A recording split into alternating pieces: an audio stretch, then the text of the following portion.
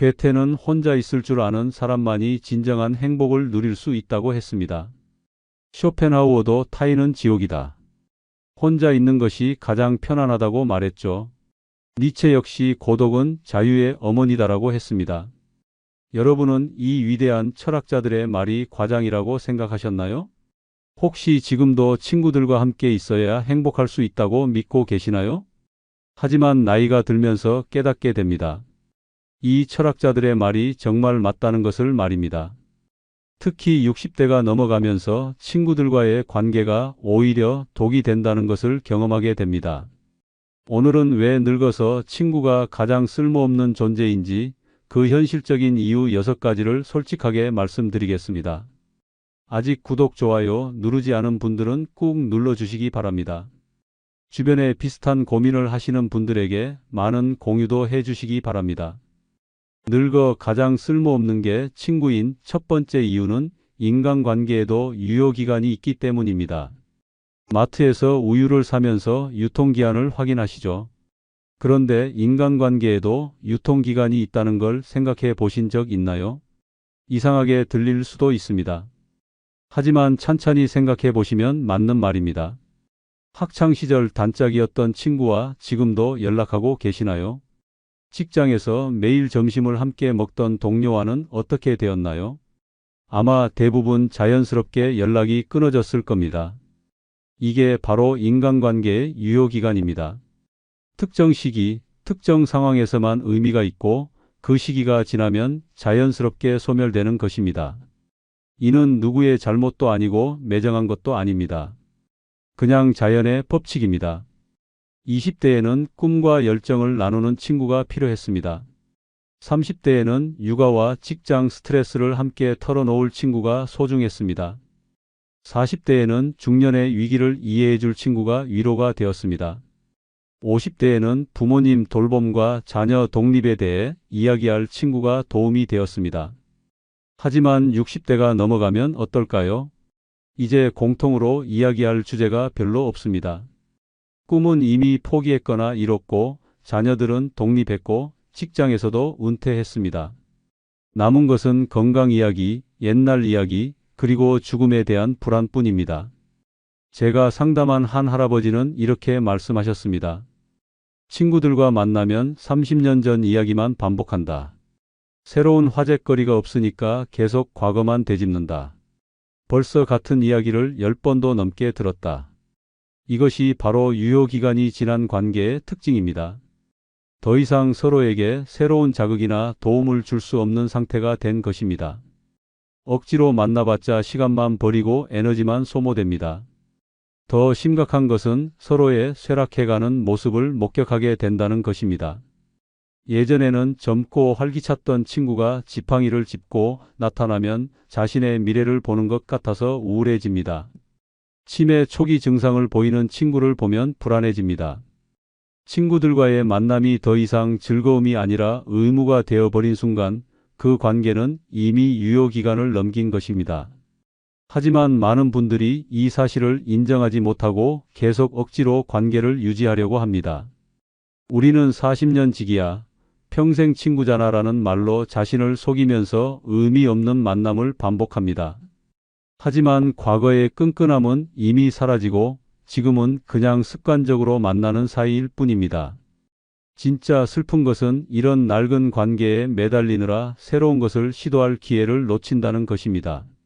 새로운 취미를 배우거나 새로운 사람들을 만나거나 혼자만의 시간을 즐길 수 있는데 옛날 친구들 때문에 그럴 시간이 없습니다. 유통기한 지난 우유를 억지로 마시면 배탈이 나듯이 유효기간 지난 친구 관계를 억지로 유지하면 스트레스만 쌓입니다. 이제는 과감하게 정리할 때입니다. 좋은 기억은 가슴에 간직하되 현재는 과감하게 놓아주는 것이 서로를 위한 일입니다. 인간관계도 때가 있습니다. 그 때를 놓치지 말고 깔끔하게 마무리하는 지혜가 필요합니다. 결국 늙어서는 친구보다는 자기 자신과의 관계가 가장 중요합니다. 나 자신을 잘 돌보고 나만의 시간을 즐기는 것이 진정한 행복입니다. 두 번째 이유는 좋은 인연은 젊을 때 끝나기 때문입니다. 지금 곁에 있는 친구들이 정말 여러분과 함께 늙어가고 싶어서 남아있는 걸까요? 아니면 그냥 습관적으로 어쩔 수 없이 만나고 있는 건 아닐까요? 이건 정말 잔혹한 현실입니다. 하지만 돌이켜보시면 아실 겁니다. 정말 마음이 통했던 친구들, 진심으로 아껴주던 사람들은 이미 오래전에 여러분 곁을 떠났다는 것을 말입니다. 20대에 만났던 그 소중한 친구는 결혼하면서 멀어졌습니다. 30대에 함께 꿈을 키웠던 동료는 승진하면서 연락이 끊어졌습니다. 40대에 진솔한 대화를 나누던 이웃은 이사를 가면서 사라졌습니다. 50대에 서로를 위로해 주던 친구는 자식들 때문에 바빠져서 만날 시간이 없어졌습니다. 생각해 보세요. 지금 여러분과 만나고 있는 친구들은 과연 누구입니까? 대부분 어디 갈 데가 없어서 혼자 있기 외로워서 시간이 남아서 만나는 사람들 아닙니까? 정말 좋은 친구들은 인생의 각 단계마다 자연스럽게 정리됩니다. 서로의 환경이 달라지면서 공통점이 사라지고 만날 이유도 줄어들고 결국 좋은 기억만 남긴 채 헤어지게 됩니다. 이것이 자연스러운 인연의 흐름입니다. 반면 지금까지 남아있는 친구들을 보십시오. 대부분 갈 곳 없는 사람들입니다. 가족들한테도 환영받지 못하고 새로운 취미나 관심사도 없고 그래서 옛날 친구들과만 어울리는 사람들입니다. 더 슬픈 것은 이런 친구들일수록 문제가 많다는 것입니다. 성격이 까다롭거나 경제적으로 어렵거나 건강이 좋지 않거나 가족 관계가 원만하지 않은 경우가 대부분입니다. 좋은 조건을 가진 사람들은 이미 다른 곳에서 새로운 인연을 만들고 있습니다. 젊을 때는 몰랐습니다. 친구는 평생 가는 것이라고 생각했습니다. 하지만 나이가 들고 보니 그게 아니었습니다. 정말 괜찮은 사람들은 각자의 길을 찾아 떠나고 남은 사람들끼리만 계속 만나는 것입니다. 이런 친구들과 시간을 보내는 것이 과연 의미가 있을까요? 서로 발전도 없고 새로운 자극도 없고 그냥 늙어가는 모습만 확인하는 만남이 무슨 소용이 있을까요? 차라리 혼자 있으면서 새로운 것을 배우고 자신만의 시간을 즐기는 것이 훨씬 건설적입니다. 좋은 친구들과는 이미 충분히 좋은 시간을 보냈으니 이제는 그 기억만으로도 충분합니다. 나이가 들수록 깨닫게 되는 것은 인연에도 유통기한이 있다는 것입니다. 억지로 연장하려고 할 필요가 없습니다. 자연스럽게 끝나는 것을 받아들이고 지금은 자신에게 집중하는 것이 현명한 선택입니다. 결국 좋은 친구들은 이미 떠났고 지금 곁에 있는 사람들은 어쩔 수 없이 남은 사람들입니다. 이런 현실을 인정하고 새로운 인생을 시작하는 것이 늙어서 할 수 있는 가장 현명한 일입니다. 세 번째 이유는 죽음 앞에서 친구는 도망가기 때문입니다. 여러분은 정말 아플 때 친구들이 옆에 있어 줄 거라고 믿고 계시나요? 혹시 지금도 친구들이 어려운 순간에 함께 해줄 거라고 생각하고 계시나요? 많은 분들이 젊었을 때부터 친구는 평생의 동지라고 배워왔습니다. 함께 웃고 울고 어려운 일이 생기면 서로 도와주고 심지어 죽을 때까지 함께 할 거라고 믿었죠. 그래서 친구들과의 우정을 소중히 여기고 언제나 서로에게 의지할 수 있을 거라고 생각해 왔습니다. 하지만 인생의 마지막 단계에서 마주하게 되는 가장 씁쓸한 진실이 있습니다. 정작 죽음이라는 현실 앞에서 그토록 가깝다고 여겼던 친구들이 하나둘씩 사라진다는 것입니다. 실제로 투병 생활을 겪으신 많은 어르신들이 친구들이 모두 피해갔다. 결국 혼자더라고 말씀하세요. 제가 직접 만난 박철수 할아버지의 이야기를 들려드리겠습니다. 박 할아버지는 40년 넘게 사귄 친구 5명과 매주 만나 화투를 치셨습니다. 서로 가족 같다고 여기며 평생 우정을 약속했던 사이였죠. 그런데 박 할아버지가 췌장암 진단을 받고 나서부터 상황이 완전히 달라졌습니다. 처음에는 친구들이 병문안을 왔지만 시간이 지날수록 발걸음이 뜸해졌습니다. 항암 치료로 머리가 빠지고 몸이 야위어 가자 친구들은 더 이상 나타나지 않았습니다. 가장 충격적이었던 것은 친구들이 하나둘씩 핑계를 대기 시작한 것입니다. 요즘 몸이 안 좋아서, 가족 일이 있어서, 바쁜 일이 생겨서라며 연락조차 피했습니다. 40년 우정이 병 앞에서는 아무것도 아니었던 것입니다. 왜 이런 일이 벌어질까요? 사람들은 죽음을 직면하는 것을 극도로 두려워합니다. 친구의 병든 모습을 보면 자신의 미래를 보는 것 같아서 불안해집니다. 그래서 무의식적으로 거리를 두게 되는 것입니다.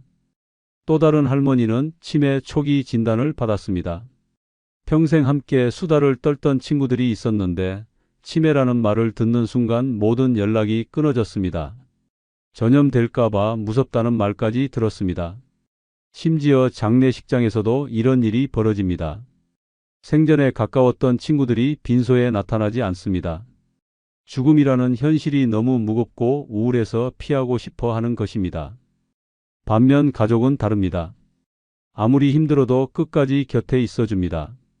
친구는 선택할 수 있지만 가족은 버릴 수 없는 존재이기 때문입니다. 결국 인생의 마지막 순간에 진정으로 의지할 수 있는 것은 친구가 아니라는 것을 깨닫게 됩니다. 그토록 소중하다고 여겼던 친구들이 정작 가장 필요한 순간에는 없다는 현실 말입니다. 네 번째 이유는 도움받고 나면 부담만 남기 때문입니다. 여러분은 친구에게 도움을 받으면 고마운 마음만 남을 거라고 생각하셨나요? 혹시 지금도 친구들과 서로 도우며 살아가는 것이 아름다운 일이라고 믿고 계시나요? 많은 분들이 젊었을 때부터 친구 간에는 서로 도움을 주고받는 것이 당연하다고 여겨왔습니다. 힘든 일이 생기면 함께 해결하고 필요할 때 서로 손을 내밀어주고 그렇게 우정이 더욱 깊어질 거라고 믿었죠. 그래서 친구가 어려워하면 기꺼이 도와주고 도움을 받을 때도 감사한 마음으로 받아들였습니다. 하지만 나이가 들면서 깨닫게 되는 불편한 진실이 있습니다. 친구에게 도움을 받고 나면 고마움보다는 부담감이 더 크게 남는다는 것입니다. 실제로 이런 경험을 하신 많은 어르신들이 차라리 혼자 해결할 걸 그랬다. 도움받느니 돈 주고 해결하는 게 낫다고 후회하고 계십니다. 제가 만난 김순자 할머니의 이야기를 들려드리겠습니다. 김 할머니는 무릎 수술을 받고 한 달간 거동이 불편하셨습니다. 30년 지기 친구인 이웃 할머니가 매일 반찬을 해다 주고 청소까지 도와주었습니다. 처음에는 정말 고마웠습니다. 하지만 시간이 지나면서 점점 부담스러워지기 시작했습니다. 친구가 올 때마다 고맙다는 말을 반복해야 했고 무엇인가 보답해야 한다는 압박감이 커졌습니다. 회복된 후에도 그 친구를 볼 때마다 빚진 기분이 들었다고 합니다. 더 심각한 문제는 그 친구가 은근히 보답을 기대한다는 것이었습니다. 내가 그때 김 할머니 많이 도와줬잖아라는 말을 자주 했고 자신에게 어려운 일이 생기면 당연히 김 할머니가 도와줄 거라고 생각했습니다. 도움이 빚이 되어버린 것입니다. 또 다른 할아버지는 친구에게 병원 갈 때 차편을 부탁했습니다. 친구가 흔쾌히 태워다 주었지만 그 후로 만날 때마다 그때 내가 태워다 줬잖아라는 말을 들어야 했습니다. 작은 도움 하나가 평생의 빚이 되어버린 것입니다. 60대가 넘어가면 자존심이 더욱 중요해집니다. 누군가에게 신세를 지는 것 자체가 자존심의 상처가 됩니다. 젊을 때는 나중에 갚으면 되지라고 생각했지만 나이가 들수록 갚을 기회조차 줄어들기 때문입니다. 게다가 친구들도 나이가 들면서 계산적으로 변합니다. 예전처럼 순수한 마음으로 도와주는 것이 아니라 언젠가 돌려받을 것을 기대하며 도움을 줍니다. 그래서 도움을 받을 때마다 이걸 언제 어떻게 갚아야 하나라는 걱정이 앞서게 됩니다. 실제로 많은 어르신들이 친구의 도움을 거절하는 이유가 바로 이것입니다. 도움받는 순간은 고맙지만 그 후에 따라오는 부담감과 의무감이 너무 무겁기 때문입니다. 반면 혼자 해결하거나 돈을 주고 서비스를 받으면 깔끔합니다. 감정적인 부담 없이 필요한 도움을 받을 수 있고 마음의 빚도 지지 않습니다. 결국 나이가 들수록 친구의 도움은 독이 됩니다. 순간의 편리함을 위해 평생의 부담을 안게 되는 것입니다. 다섯 번째 이유는 아무리 친해도 돈 앞에선 갈리기 때문입니다. 40년 넘게 함께한 친구가 갑자기 변해버린 순간을 경험해 보셨나요? 그것도 하루아침에 원수가 되어버린 적이 있으신가요? 저는 지난주에 충격적인 현장을 목격했습니다. 70대 할아버지 두 분이 은행 앞에서 고성으로 다투고 계셨는데 알고 보니 50년 지기 친구들이었습니다. 내가 먼저 돈 이야기를 꺼냈잖아. 내가 언제 안 갚는다고 했냐며 서로 목청을 높이는 모습이 너무나 처참했습니다. 이런 일이 왜 벌어질까요? 사실 많은 분들이 알고 계실 겁니다. 젊을 때는 우리 사이에 돈이 뭐가 중요해라고 말했던 그 친구들이 나이가 들면서 한 푼까지 따져가며 계산하기 시작한다는 것을 말입니다. 하지만 이것이 단순히 친구들이 나빠져서가 아닙니다. 노년기에는 수입이 줄어들고 미래가 불안해지니까 돈에 대한 집착이 더욱 강해지는 것입니다. 실제로 많은 어르신들이 예전에는 이렇지 않았는데라고 말씀하시지만 현실은 냉혹합니다. 가장 흔한 케이스부터 말씀드리겠습니다. 식당에 가서 밥을 먹는데 누가 김치찌개를 먹고 누가 갈비탕을 먹었는지 정확히 계산하기 시작합니다. 나는 7,000원짜리 먹었는데 왜 반반 내야 해라며 1,000원 차이를 따집니다. 50년 우정이 1,000원에 금이 가는 순간입니다. 더 심각한 것은 여행을 갈 때입니다. 기름값, 톨게이트 비용, 주차비까지 영수증을 모아서 정확히 나눕니다. 내가 운전했으니까 기름값은 빼고 계산하자는 말까지 나옵니다. 함께 즐겁게 놀다 온 여행이 돈 계산으로 끝나버리는 것입니다. 제가 상담한 한 할머니는 친구와 시장에 갔다가 관계가 틀어졌습니다.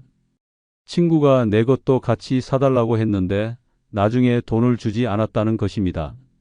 겨우 3만 원 때문에 30년 우정이 끝났습니다.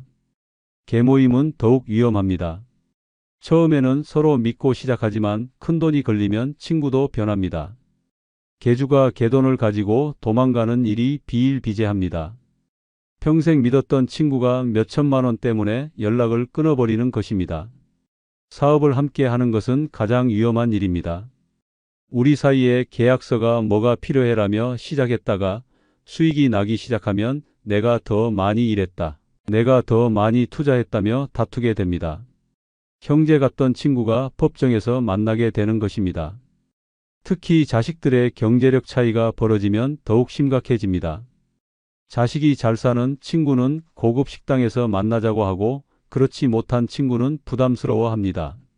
자연스럽게 만남이 줄어들고 격차가 벌어집니다. 가장 치명적인 것은 돈을 빌려주는 문제입니다. 친구가 급한 일이 생겼다며 돈을 빌려달라고 하는데 거절하기도 어렵고 빌려주기도 두렵습니다. 빌려주면 10중 8구 관계가 어색해지고 돌려받지 못할 확률이 높습니다. 결국 나이가 들수록 친구들과는 돈 이야기를 아예 하지 않는 것이 상책입니다. 하지만 살다 보면 돈 문제를 완전히 피할 수는 없습니다. 그때마다 수십 년 우정이 흔들리는 것을 보게 됩니다.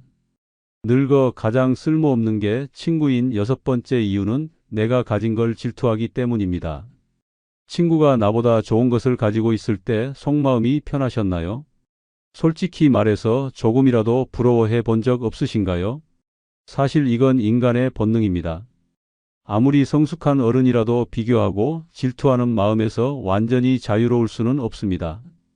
특히 나이가 들수록 이런 감정이 더욱 노골적으로 드러나게 됩니다.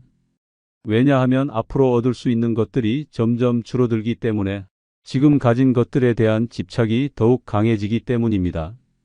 가장 대표적인 것이 자식 문제입니다. 친구의 자식이 성공하면 겉으로는 축하한다고 하지만 속으로는 왜 우리 아들은 저렇지 못할까라고 생각합니다. 특히 의사나 변호사가 된 자식 이야기가 나오면 분위기가 싸해집니다. 제가 만난 이순희 할머니는 40년 지기 친구 때문에 스트레스를 받고 계셨습니다. 그 친구의 딸이 대학 교수가 되었는데 만날 때마다 우리 딸이 논문을 몇 편 썼다, 외국에서 강연 요청이 왔다는 이야기만 합니다. 이 할머니의 딸은 평범한 회사원인데 비교당하는 기분이 들어서 만나기 싫어졌다고 합니다. 손자 자랑도 마찬가지입니다. 친구의 손자가 명문대에 들어가면 축하한다고 말하면서도 속으로는 기분이 상합니다.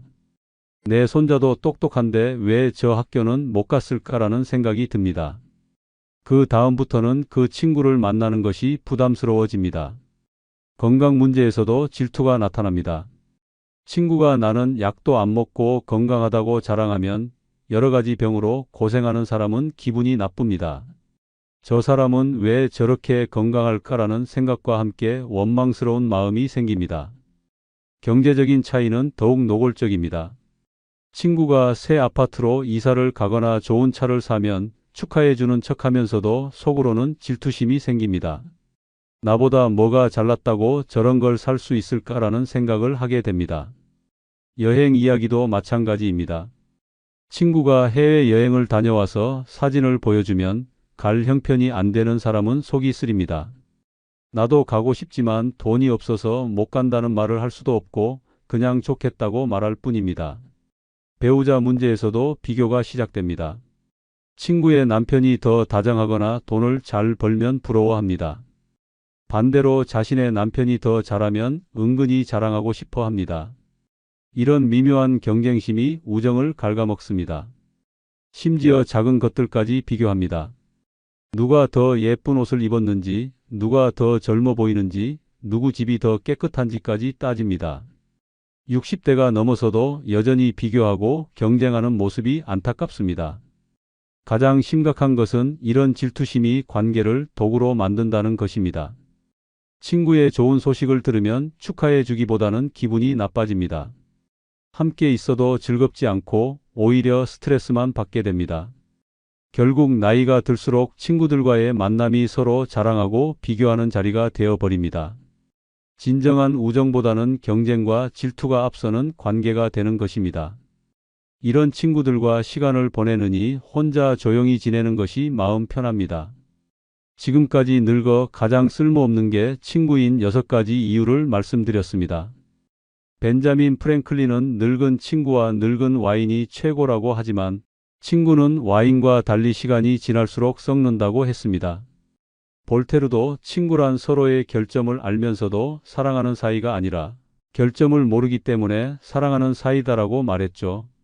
마크 트웨인 역시 진짜 친구를 알고 싶다면 함께 감옥에 가보라고 했습니다.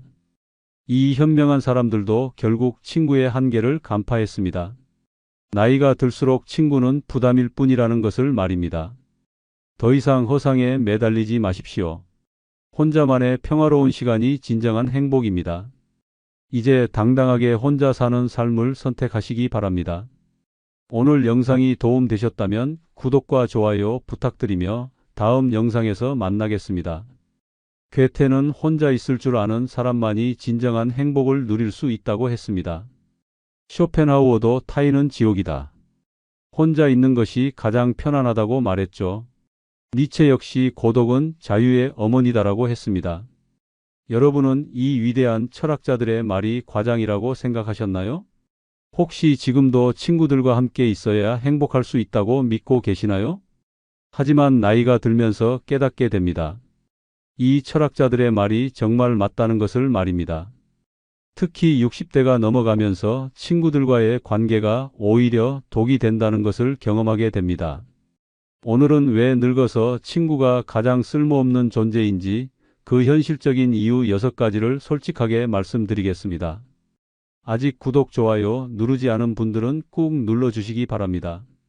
주변에 비슷한 고민을 하시는 분들에게 많은 공유도 해주시기 바랍니다.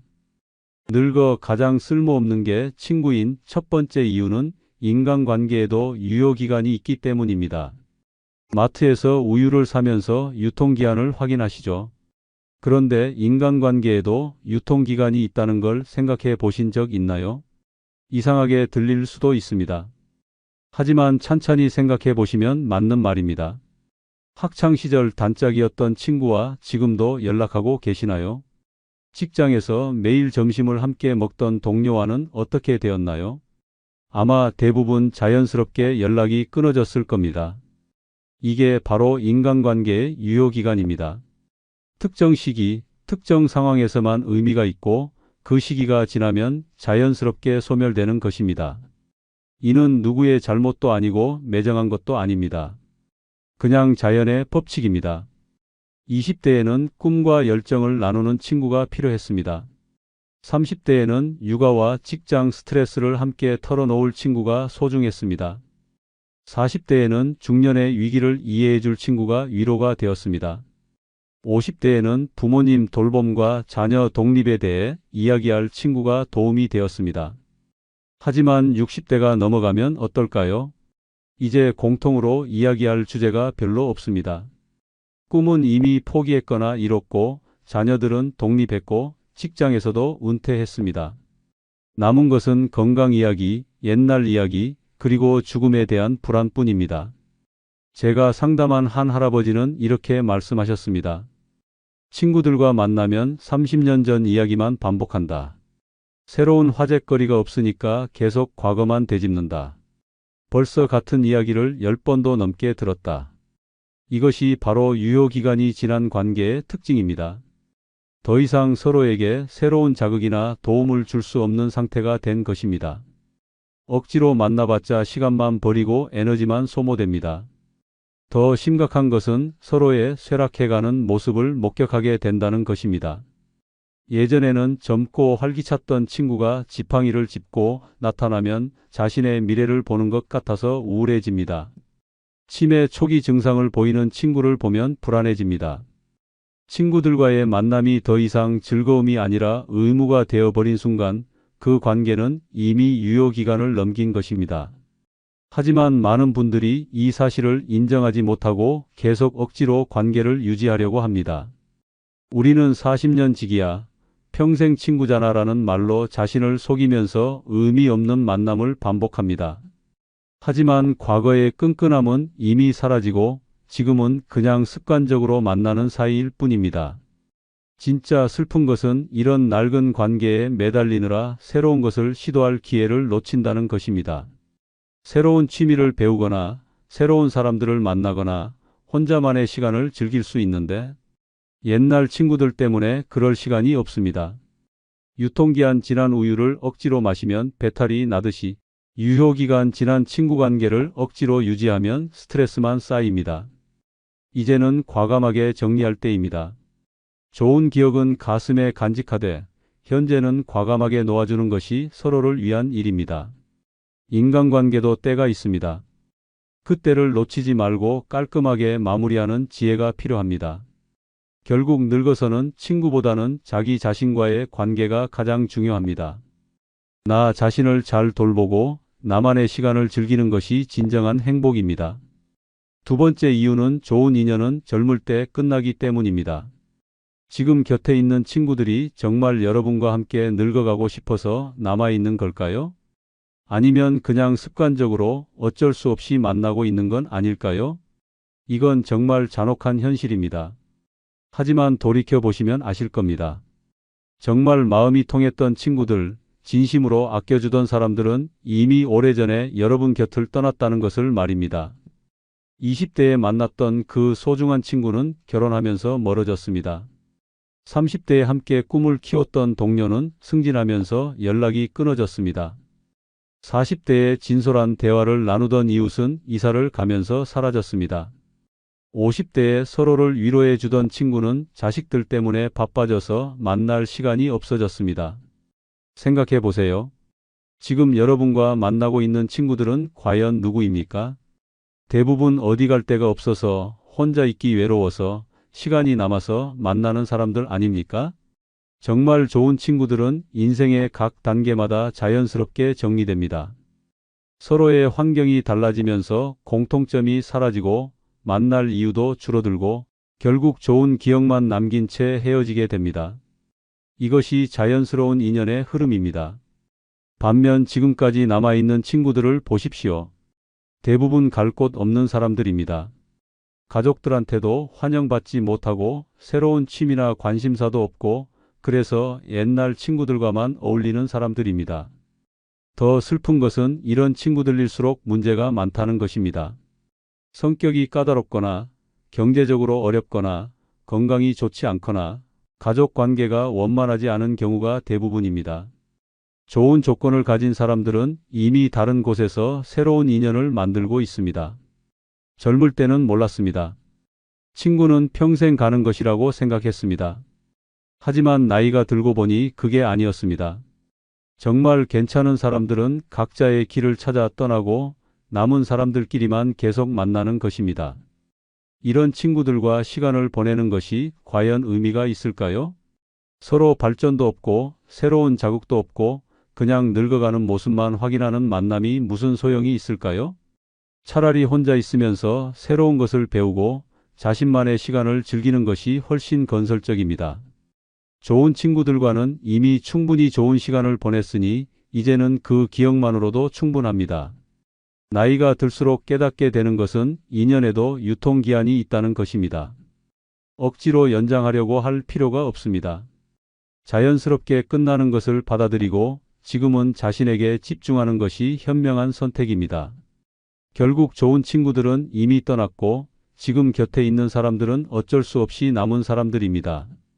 이런 현실을 인정하고 새로운 인생을 시작하는 것이 늙어서 할 수 있는 가장 현명한 일입니다. 세 번째 이유는 죽음 앞에서 친구는 도망가기 때문입니다. 여러분은 정말 아플 때 친구들이 옆에 있어 줄 거라고 믿고 계시나요? 혹시 지금도 친구들이 어려운 순간에 함께 해줄 거라고 생각하고 계시나요? 많은 분들이 젊었을 때부터 친구는 평생의 동지라고 배워왔습니다. 함께 웃고 울고 어려운 일이 생기면 서로 도와주고 심지어 죽을 때까지 함께 할 거라고 믿었죠. 그래서 친구들과의 우정을 소중히 여기고 언제나 서로에게 의지할 수 있을 거라고 생각해 왔습니다. 하지만 인생의 마지막 단계에서 마주하게 되는 가장 씁쓸한 진실이 있습니다. 정작 죽음이라는 현실 앞에서 그토록 가깝다고 여겼던 친구들이 하나둘씩 사라진다는 것입니다. 실제로 투병 생활을 겪으신 많은 어르신들이 친구들이 모두 피해갔다. 결국 혼자더라고 말씀하세요. 제가 직접 만난 박철수 할아버지의 이야기를 들려드리겠습니다. 박 할아버지는 40년 넘게 사귄 친구 5명과 매주 만나 화투를 치셨습니다. 서로 가족 같다고 여기며 평생 우정을 약속했던 사이였죠. 그런데 박 할아버지가 췌장암 진단을 받고 나서부터 상황이 완전히 달라졌습니다. 처음에는 친구들이 병문안을 왔지만 시간이 지날수록 발걸음이 뜸해졌습니다. 항암 치료로 머리가 빠지고 몸이 야위어 가자 친구들은 더 이상 나타나지 않았습니다. 가장 충격적이었던 것은 친구들이 하나둘씩 핑계를 대기 시작한 것입니다. 요즘 몸이 안 좋아서, 가족 일이 있어서, 바쁜 일이 생겨서라며 연락조차 피했습니다. 40년 우정이 병 앞에서는 아무것도 아니었던 것입니다. 왜 이런 일이 벌어질까요? 사람들은 죽음을 직면하는 것을 극도로 두려워합니다. 친구의 병든 모습을 보면 자신의 미래를 보는 것 같아서 불안해집니다. 그래서 무의식적으로 거리를 두게 되는 것입니다. 또 다른 할머니는 치매 초기 진단을 받았습니다. 평생 함께 수다를 떨던 친구들이 있었는데 치매라는 말을 듣는 순간 모든 연락이 끊어졌습니다. 전염될까봐 무섭다는 말까지 들었습니다. 심지어 장례식장에서도 이런 일이 벌어집니다. 생전에 가까웠던 친구들이 빈소에 나타나지 않습니다. 죽음이라는 현실이 너무 무겁고 우울해서 피하고 싶어 하는 것입니다. 반면 가족은 다릅니다. 아무리 힘들어도 끝까지 곁에 있어줍니다. 친구는 선택할 수 있지만 가족은 버릴 수 없는 존재이기 때문입니다. 결국 인생의 마지막 순간에 진정으로 의지할 수 있는 것은 친구가 아니라는 것을 깨닫게 됩니다. 그토록 소중하다고 여겼던 친구들이 정작 가장 필요한 순간에는 없다는 현실 말입니다. 네 번째 이유는 도움받고 나면 부담만 남기 때문입니다. 여러분은 친구에게 도움을 받으면 고마운 마음만 남을 거라고 생각하셨나요? 혹시 지금도 친구들과 서로 도우며 살아가는 것이 아름다운 일이라고 믿고 계시나요? 많은 분들이 젊었을 때부터 친구 간에는 서로 도움을 주고받는 것이 당연하다고 여겨왔습니다. 힘든 일이 생기면 함께 해결하고 필요할 때 서로 손을 내밀어주고 그렇게 우정이 더욱 깊어질 거라고 믿었죠. 그래서 친구가 어려워하면 기꺼이 도와주고 도움을 받을 때도 감사한 마음으로 받아들였습니다. 하지만 나이가 들면서 깨닫게 되는 불편한 진실이 있습니다. 친구에게 도움을 받고 나면 고마움보다는 부담감이 더 크게 남는다는 것입니다. 실제로 이런 경험을 하신 많은 어르신들이 차라리 혼자 해결할 걸 그랬다. 도움받느니 돈 주고 해결하는 게 낫다고 후회하고 계십니다. 제가 만난 김순자 할머니의 이야기를 들려드리겠습니다. 김 할머니는 무릎 수술을 받고 한 달간 거동이 불편하셨습니다. 30년 지기 친구인 이웃 할머니가 매일 반찬을 해다 주고 청소까지 도와주었습니다. 처음에는 정말 고마웠습니다. 하지만 시간이 지나면서 점점 부담스러워지기 시작했습니다. 친구가 올 때마다 고맙다는 말을 반복해야 했고 무엇인가 보답해야 한다는 압박감이 커졌습니다. 회복된 후에도 그 친구를 볼 때마다 빚진 기분이 들었다고 합니다. 더 심각한 문제는 그 친구가 은근히 보답을 기대한다는 것이었습니다. 내가 그때 김 할머니 많이 도와줬잖아라는 말을 자주 했고 자신에게 어려운 일이 생기면 당연히 김 할머니가 도와줄 거라고 생각했습니다. 도움이 빚이 되어버린 것입니다. 또 다른 할아버지는 친구에게 병원 갈 때 차편을 부탁했습니다. 친구가 흔쾌히 태워다 주었지만 그 후로 만날 때마다 그때 내가 태워다 줬잖아라는 말을 들어야 했습니다.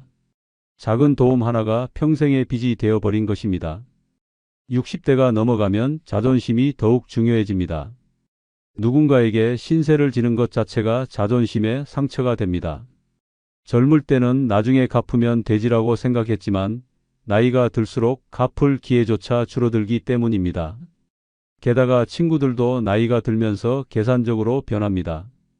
예전처럼 순수한 마음으로 도와주는 것이 아니라 언젠가 돌려받을 것을 기대하며 도움을 줍니다.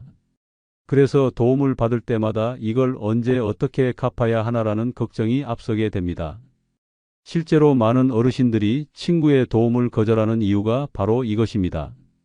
도움받는 순간은 고맙지만 그 후에 따라오는 부담감과 의무감이 너무 무겁기 때문입니다. 반면 혼자 해결하거나 돈을 주고 서비스를 받으면 깔끔합니다. 감정적인 부담 없이 필요한 도움을 받을 수 있고 마음의 빚도 지지 않습니다. 결국 나이가 들수록 친구의 도움은 독이 됩니다. 순간의 편리함을 위해 평생의 부담을 안게 되는 것입니다. 다섯 번째 이유는 아무리 친해도 돈 앞에선 갈리기 때문입니다. 40년 넘게 함께한 친구가 갑자기 변해버린 순간을 경험해 보셨나요? 그것도 하루아침에 원수가 되어버린 적이 있으신가요? 저는 지난주에 충격적인 현장을 목격했습니다. 70대 할아버지 두 분이 은행 앞에서 고성으로 다투고 계셨는데 알고 보니 50년 지기 친구들이었습니다. 내가 먼저 돈 이야기를 꺼냈잖아. 내가 언제 안 갚는다고 했냐며 서로 목청을 높이는 모습이 너무나 처참했습니다. 이런 일이 왜 벌어질까요? 사실 많은 분들이 알고 계실 겁니다. 젊을 때는 우리 사이에 돈이 뭐가 중요해라고 말했던 그 친구들이 나이가 들면서 한 푼까지 따져가며 계산하기 시작한다는 것을 말입니다. 하지만 이것이 단순히 친구들이 나빠져서가 아닙니다. 노년기에는 수입이 줄어들고 미래가 불안해지니까 돈에 대한 집착이 더욱 강해지는 것입니다. 실제로 많은 어르신들이 예전에는 이렇지 않았는데라고 말씀하시지만 현실은 냉혹합니다. 가장 흔한 케이스부터 말씀드리겠습니다. 식당에 가서 밥을 먹는데 누가 김치찌개를 먹고 누가 갈비탕을 먹었는지 정확히 계산하기 시작합니다. 나는 7,000원짜리 먹었는데 왜 반반 내야 해라며 1,000원 차이를 따집니다. 50년 우정이 1,000원에 금이 가는 순간입니다. 더 심각한 것은 여행을 갈 때입니다. 기름값, 톨게이트 비용, 주차비까지 영수증을 모아서 정확히 나눕니다. 내가 운전했으니까 기름값은 빼고 계산하자는 말까지 나옵니다. 함께 즐겁게 놀다 온 여행이 돈 계산으로 끝나버리는 것입니다. 제가 상담한 한 할머니는 친구와 시장에 갔다가 관계가 틀어졌습니다. 친구가 내 것도 같이 사달라고 했는데 나중에 돈을 주지 않았다는 것입니다. 겨우 3만 원 때문에 30년 우정이 끝났습니다. 계모임은 더욱 위험합니다. 처음에는 서로 믿고 시작하지만 큰돈이 걸리면 친구도 변합니다. 개주가 개돈을 가지고 도망가는 일이 비일비재합니다. 평생 믿었던 친구가 몇천만 원 때문에 연락을 끊어버리는 것입니다. 사업을 함께 하는 것은 가장 위험한 일입니다. 우리 사이에 계약서가 뭐가 필요해라며 시작했다가 수익이 나기 시작하면 내가 더 많이 일했다, 내가 더 많이 투자했다며 다투게 됩니다. 형제 같던 친구가 법정에서 만나게 되는 것입니다. 특히 자식들의 경제력 차이가 벌어지면 더욱 심각해집니다. 자식이 잘 사는 친구는 고급 식당에서 만나자고 하고 그렇지 못한 친구는 부담스러워합니다. 자연스럽게 만남이 줄어들고 격차가 벌어집니다. 가장 치명적인 것은 돈을 빌려주는 문제입니다. 친구가 급한 일이 생겼다며 돈을 빌려달라고 하는데 거절하기도 어렵고 빌려주기도 두렵습니다. 빌려주면 10중 8구 관계가 어색해지고 돌려받지 못할 확률이 높습니다. 결국 나이가 들수록 친구들과는 돈 이야기를 아예 하지 않는 것이 상책입니다. 하지만 살다 보면 돈 문제를 완전히 피할 수는 없습니다. 그때마다 수십 년 우정이 흔들리는 것을 보게 됩니다. 늙어 가장 쓸모없는 게 친구인 6번째 이유는 내가 가진 걸 질투하기 때문입니다. 친구가 나보다 좋은 것을 가지고 있을 때 속마음이 편하셨나요? 솔직히 말해서 조금이라도 부러워해 본 적 없으신가요? 사실 이건 인간의 본능입니다. 아무리 성숙한 어른이라도 비교하고 질투하는 마음에서 완전히 자유로울 수는 없습니다. 특히 나이가 들수록 이런 감정이 더욱 노골적으로 드러나게 됩니다. 왜냐하면 앞으로 얻을 수 있는 것들이 점점 줄어들기 때문에 지금 가진 것들에 대한 집착이 더욱 강해지기 때문입니다. 가장 대표적인 것이 자식 문제입니다. 친구의 자식이 성공하면 겉으로는 축하한다고 하지만 속으로는 왜 우리 아들은 저렇지 못할까라고 생각합니다. 특히 의사나 변호사가 된 자식 이야기가 나오면 분위기가 싸해집니다. 제가 만난 이순희 할머니는 40년 지기 친구 때문에 스트레스를 받고 계셨습니다. 그 친구의 딸이 대학 교수가 되었는데 만날 때마다 우리 딸이 논문을 몇 편 썼다. 외국에서 강연 요청이 왔다는 이야기만 합니다. 이 할머니의 딸은 평범한 회사원인데 비교당하는 기분이 들어서 만나기 싫어졌다고 합니다. 손자 자랑도 마찬가지입니다. 친구의 손자가 명문대에 들어가면 축하한다고 말하면서도 속으로는 기분이 상합니다. 내 손자도 똑똑한데 왜 저 학교는 못 갔을까라는 생각이 듭니다. 그 다음부터는 그 친구를 만나는 것이 부담스러워집니다. 건강 문제에서도 질투가 나타납니다. 친구가 나는 약도 안 먹고 건강하다고 자랑하면 여러 가지 병으로 고생하는 사람은 기분이 나쁩니다. 저 사람은 왜 저렇게 건강할까라는 생각과 함께 원망스러운 마음이 생깁니다. 경제적인 차이는 더욱 노골적입니다. 친구가 새 아파트로 이사를 가거나 좋은 차를 사면 축하해주는 척하면서도 속으로는 질투심이 생깁니다. 나보다 뭐가 잘났다고 저런 걸 살 수 있을까라는 생각을 하게 됩니다. 여행 이야기도 마찬가지입니다. 친구가 해외여행을 다녀와서 사진을 보여주면 갈 형편이 안 되는 사람은 속이 쓰립니다. 나도 가고 싶지만 돈이 없어서 못 간다는 말을 할 수도 없고 그냥 좋겠다고 말할 뿐입니다. 배우자 문제에서도 비교가 시작됩니다. 친구의 남편이 더 다정하거나 돈을 잘 벌면 부러워합니다. 반대로 자신의 남편이 더 잘하면 은근히 자랑하고 싶어 합니다. 이런 미묘한 경쟁심이 우정을 갉아먹습니다. 심지어 작은 것들까지 비교합니다. 누가 더 예쁜 옷을 입었는지, 누가 더 젊어 보이는지, 누구 집이 더 깨끗한지까지 따집니다. 60대가 넘어서도 여전히 비교하고 경쟁하는 모습이 안타깝습니다. 가장 심각한 것은 이런 질투심이 관계를 독으로 만든다는 것입니다. 친구의 좋은 소식을 들으면 축하해 주기보다는 기분이 나빠집니다. 함께 있어도 즐겁지 않고 오히려 스트레스만 받게 됩니다. 결국 나이가 들수록 친구들과의 만남이 서로 자랑하고 비교하는 자리가 되어버립니다. 진정한 우정보다는 경쟁과 질투가 앞서는 관계가 되는 것입니다. 이런 친구들과 시간을 보내느니 혼자 조용히 지내는 것이 마음 편합니다. 지금까지 늙어 가장 쓸모없는 게 친구인 6가지 이유를 말씀드렸습니다. 벤자민 프랭클린은 늙은 친구와 늙은 와인이 최고라고 하지만 친구는 와인과 달리 시간이 지날수록 썩는다고 했습니다. 볼테르도 친구란 서로의 결점을 알면서도 사랑하는 사이가 아니라 결점을 모르기 때문에 사랑하는 사이다라고 말했죠. 마크 트웨인 역시 진짜 친구를 알고 싶다면 함께 감옥에 가보라고 했습니다. 이 현명한 사람들도 결국 친구의 한계를 간파했습니다. 나이가 들수록 친구는 부담일 뿐이라는 것을 말입니다. 더 이상 허상에 매달리지 마십시오. 혼자만의 평화로운 시간이 진정한 행복입니다. 이제 당당하게 혼자 사는 삶을 선택하시기 바랍니다. 오늘 영상이 도움되셨다면 구독과 좋아요 부탁드리며 다음 영상에서 만나겠습니다. 쇼펜하우어는 늙어서는 타인의 어리석음을 참아내기가 더욱 어려워진다. 그래서 혼자 있는 것이 최선이라고 했습니다. 간디도 진정한 행복은 외부가 아닌 내면에서 나온다고 말했죠. 부처 역시 혼자 가는 것이 낫다. 어리석은 자와는 동행하지 말아라고 했습니다. 여러분은 이 위대한 인물들의 말이 너무 극단적이라고 생각하셨나요? 혹시 지금도 친구들과 어울려야 외롭지 않을 거라고 생각하고 계시나요? 하지만 인생의 황혼기에 접어들면서 알게 됩니다. 이 성인들의 말씀이 얼마나 현실적인지 말입니다. 특히 60대를 넘어서면서 친구들과의 만남이 오히려 스트레스가 된다는 것을 깨닫게 됩니다.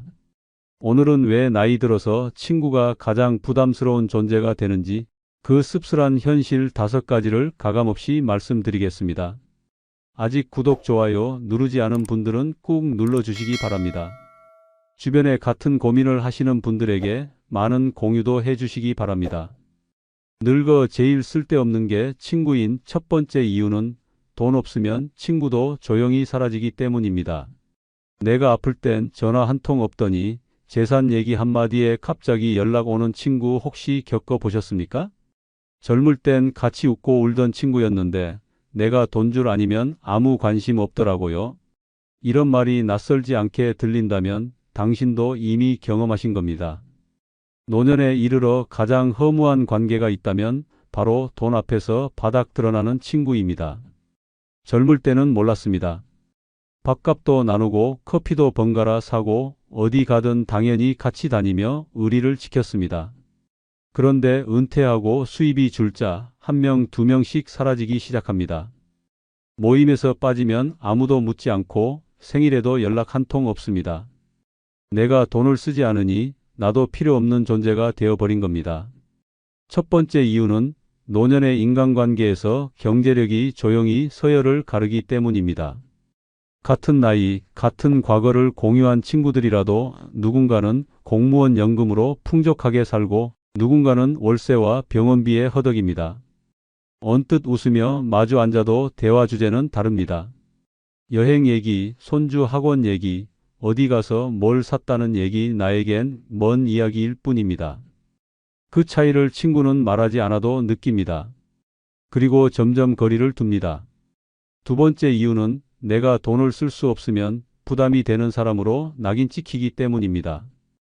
예전엔 밥값도 종종 냈고 어디 가자 하면 차도 태워주고 기념일엔 작은 선물도 했습니다.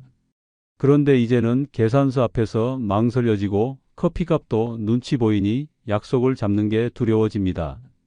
한두 번은 친구가 괜찮다며 웃어 넘깁니다.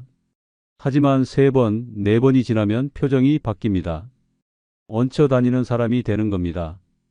결국 내가 먼저 멀어지게 됩니다. 세 번째 이유는 돈이 없을 때 친구에게 도움을 청하면 돌아오는 건 대부분 침묵이기 때문입니다.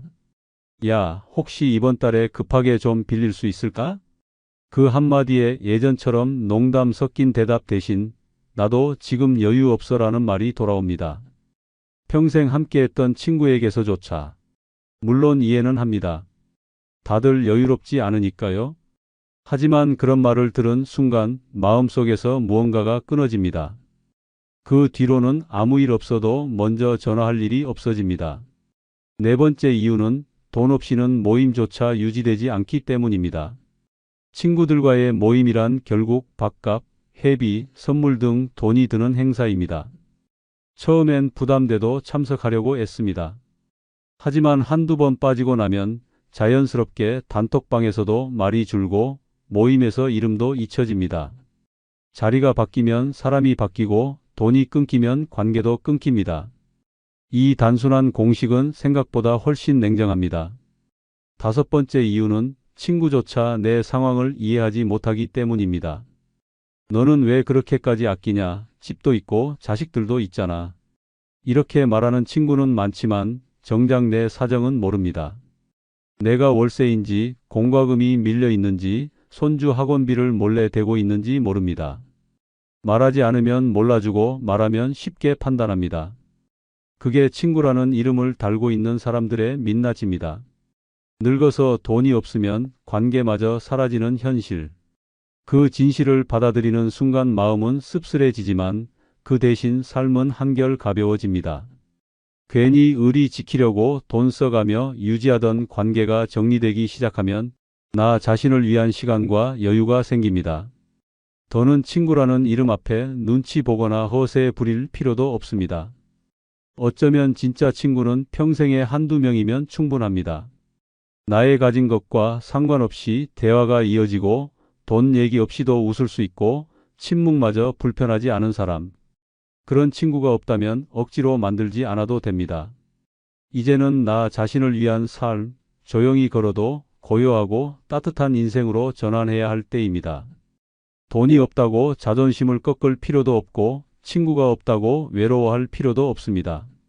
외로운 건 어차피 내 몫이고 친구는 있어도 없어도 외로울 수 있으니까요. 그러니 늙어서 제일 쓸데없는 게 친구일 수도 있다는 사실 이제는 인정해도 됩니다.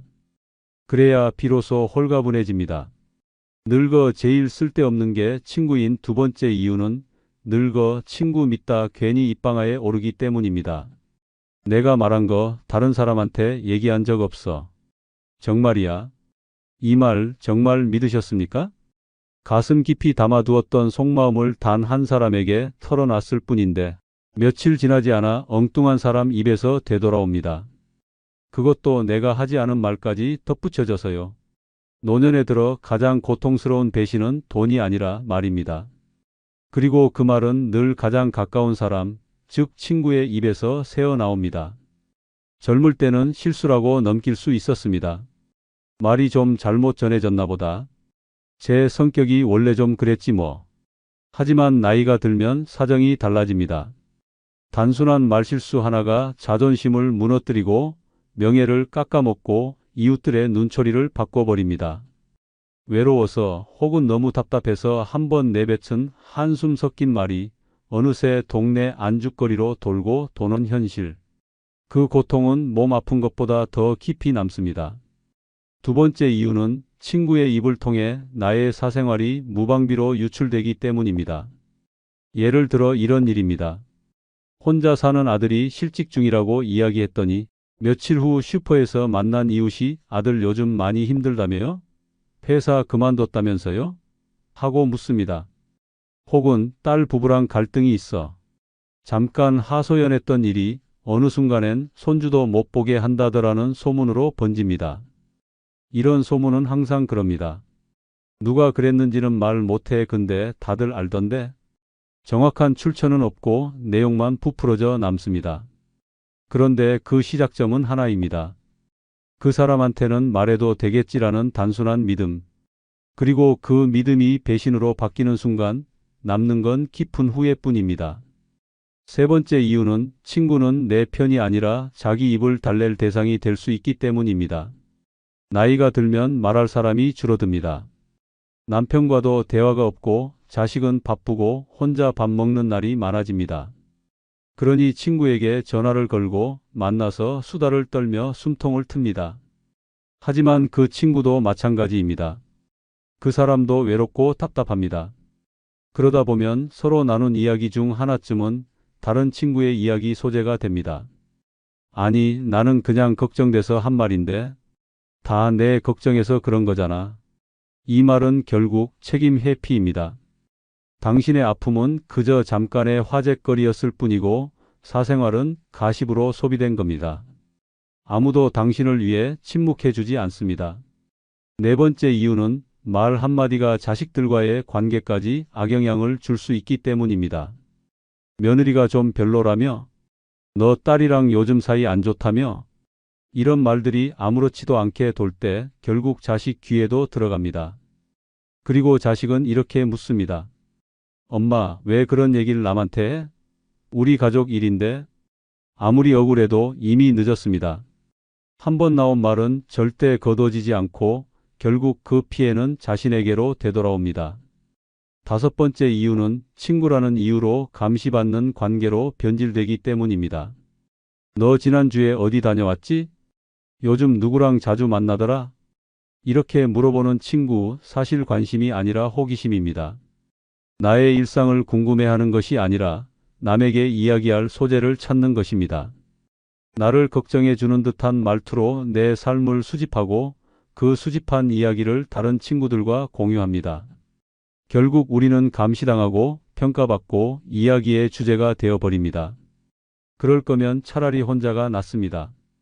조용히 내가 좋아하는 음악을 틀고 내 속도로 산책하고 내가 듣고 싶은 말만 듣는 게 낫습니다. 이제는 인정할 때입니다. 나는 너니까 말해도 되라고 말하는 친구일수록 가장 위험합니다. 진짜 친구는 말하지 않아도 내 마음을 배려해주고 알더라도 결코 누설하지 않는 사람입니다. 그런 사람은 10명 중 하나 있을까 말까입니다.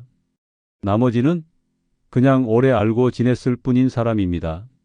노년에는 관계를 넓힐 게 아니라 말을 줄이는 것이 지혜입니다. 말이 많을수록 상처도 많아지고 입이 가벼운 사람 옆에 있을수록 내 삶은 가벼운 이야기로 전락합니다. 늙어서 입방아에 오르지 않으려면 친구도 가려서 만나야 합니다. 그게 마음 편한 노년의 첫걸음입니다. 늙어 제일 쓸데없는 게 친구인 세 번째 이유는 늙어 친구는 진심보다 체면이 앞서기 때문입니다. 어디 아프다니까 친구가 밥 한 번은 사오려나 했죠. 그런데 오히려 이런 말만 하더군요. 에이, 그래도 너는 아직 괜찮지 않냐? 내가 가진 건 없지만 마음만은 진심이었는데 친구는 왜 자꾸 내 형편을 비교하며 무시하는 걸까요? 혹시 이런 속상한 경험 있으십니까? 분명 오래 알고 지낸 친구인데 내 마음속 상처는 커져만 가고 말끝마다 서운함이 쌓이는 상황. 왜 이런 일이 생길까요? 세 번째 이유는 나이가 들수록 친구 관계에선 진심보다 체면이 우선되기 때문입니다. 젊을 땐 있든 없든 좋은 날이든 나쁜 날이든 친구는 그냥 친구였습니다. 같이 웃고 같이 울고 서로의 아픔을 속 깊이 나누곤 했습니다. 하지만 늙어가면서 이 친구 관계는 점점 이상해집니다. 이제는 친구 앞에서 아프다는 말도 돈이 없다는 말도 꺼내기 어렵습니다. 왜냐면 한마디 털어놓는 순간 내가 불쌍한 사람이 되기 때문입니다. 야, 그런 소리 하지 마. 괜히 우울하게. 너는 그래도 자식들이 있잖아. 나는 그것도 없는데? 이런 식의 반응은 나를 걱정하는 게 아니라 자기 불편함을 감추려는 방어일 뿐입니다. 내가 진심을 보일수록 친구는 오히려 거리를 둡니다. 결국 마음을 감추고 웃는 척하고 있는 척해야 관계가 유지됩니다. 그러다 보니 친구와 만나는 일이 위로가 아니라 연기가 되어갑니다. 진심을 말하면 불편해지고 솔직함을 내보이면 불쌍해지니까 우리는 친구 앞에서마저 가장 밝은 표정, 가장 괜찮은 척을 선택하게 됩니다. 나는 아직 괜찮아. 애들도 잘 지내. 요즘 병원도 안 가. 이런 말은 대부분 진짜 마음이 아니라 친구와의 어색한 침묵을 피하려는 방어막입니다. 네 번째 이유는 친구 앞에서조차 자존심을 내려놓을 수 없기 때문입니다. 진짜 어려울 때 병원에 다녀와도 연락 못하고 혼자 있는 날에도 외롭다는 말 못하고 모임에 못 나가도 이유를 대며 괜찮은 척. 왜냐면 솔직히 말하는 순간 나는 약한 노인이 되어버리니까요. 그렇게 우린 서로를 이해하는 친구가 아니라 서로를 속이는 관찰자가 됩니다. 다섯 번째 이유는 친구는 내 아픔보다 자기 자랑을 더 잘 기억하기 때문입니다. 자식이 승진했다느니, 손주가 외국에 나갔다느니, 얼마짜리 금반지를 며느리가 사줬다느니, 이런 이야기들은 끊임없이 이어집니다. 나는 듣기만 하는 입장이 되고 나의 일상은 꺼낼 수조차 없습니다. 내 얘기는 재미없겠지. 이런 생각이 들기 시작하면 친구는 더 이상 친구가 아니라 내 열등감을 자극하는 존재가 됩니다. 늙어서 친구를 만나고도 공허하다면 그건 체면 속의 숨은 감염극 때문입니다. 어디가 아프다 말하지 못하고 병원 다녀온 얘기도 숨기고 집에 혼자 있는 날에도 일부러 바쁜 척하는 관계. 그런 친구라면 차라리 만남을 줄이는 것이 나은 선택입니다. 진짜 친구란 체면 없이 마음을 털어놓을 수 있는 사람입니다. 내가 울면 같이 울고 내가 힘들다고 말하면 조용히 손을 잡아주는 사람. 하지만 그런 친구는 많지 않습니다. 노년의 대부분 친구들은 진심보다 체면, 공감보다 비교, 위로보다 경계심이 먼저입니다. 이제는 사람을 줄이고 마음을 줄이는 대신 나 자신과의 시간을 늘려야 할 때입니다. 굳이 보여주기 위해 존재하는 인간관계에 지쳐가면서 남은 인생을 허비할 이유는 없습니다. 웃고 있지만 속으론 지친 당신에게 말하고 싶습니다. 가짜 위로보다 진짜 고요가 더 낫습니다. 체면 속 가면을 벗는 순간 진짜 자유가 시작됩니다. 늙어 제일 쓸데없는 게 친구인 네 번째 이유는 늙어 친구와 싸우면 마음의 상처가 오래 가기 때문입니다. 그냥 작은 말다툼이었는데 왜 자꾸 그 말이 떠오르고 왜 이렇게 오래 마음이 아픈 걸까요? 예전 같으면 잊어버리고 넘겼을 일인데 이젠 자꾸 곱씹게 됩니다. 왜일까요? 혹시 이런 감정을 느껴본 적 있으십니까? 노년에 이르면 한번 다툰 친구와는 관계가 틀어질 뿐 아니라 마음의 상처까지 오래오래 남습니다. 몸의 상처는 약을 바르면 낫지만 마음의 상처는 생각날 때마다 덧납니다. 그 대상이 친구일 경우엔 더더욱 그렇습니다. 젊었을 땐 말다툼도 흔했고 며칠 지나면 화해도 했습니다. 서로 바빴고 새 일상이 돌아왔기에 쉽게 잊혀졌습니다. 하지만 지금은 다릅니다. 시간이 많고 생각할 틈도 많습니다. 그래서 친구와의 갈등은 내 안에서 계속 자랍니다. 자려고 누워도 떠오르고 밥 먹다 문득 생각나고 산책길에서도 그 장면이 떠오릅니다. 내가 괜히 그런 말을 했나? 아니지, 걔가 먼저 잘못했잖아. 근데 그냥 내가 참을 걸 그랬나? 이런 생각의 반복은 스스로를 괴롭히는 고통입니다.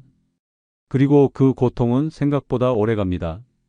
네 번째 이유는 노년의 갈등은 화해보다 고립으로 이어지기 때문입니다.